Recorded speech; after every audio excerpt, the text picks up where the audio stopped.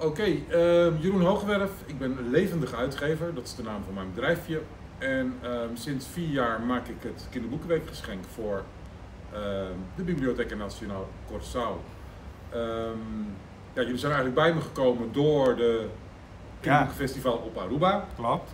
Daar maak ik nu, heb ik dit jaar voor de 9e keer het kinderboekenweekgeschenk gemaakt. Dus daar zitten we bijna aan een jubileum. Volgend jaar ook op Curaçao. Ja, 5 en 10. Dan zitten we op 5 en 10. Ja, we hebben natuurlijk 2 coronajaren gehad met toch 2 hele mooie boeken. Vorig jaar Wat wil je worden? En het jaar daarvoor met historische verhalen. En ja, dat waren ook hele mooie boeken met verhalen van 15 auteurs. En daar hebben de kinderen denk ik ook allemaal van genoten hier op Curaçao. Ja. Realiseren we ook. Ja, en met Jeroen Heuvel natuurlijk. En die heeft genoeg contacten denk ik om voor volgend jaar weer een goede redacteur ook te vinden. Ja. De redacteur-vertaler te vinden.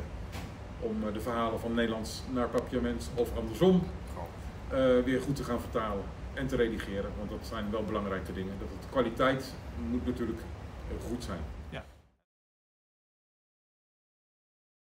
Ja, ik heb een levendige fantasie, dus dat lukt eigenlijk altijd wel. En ik bezoek de scholen hier omdat ik zelf ook boeken schrijf.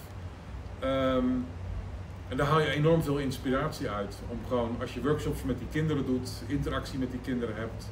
En of dat dan in het Nederlands, het Spaans, het Engels of Papiaments is, of soms alles door elkaar. Ja. En soms heel goed Nederlands. En ja, daar haal je gewoon ook je energie vandaan. En dan weet je ook voor wie je schrijft. En dat moet je altijd in je hoofd houden. Wat is je doelgroep? Ja.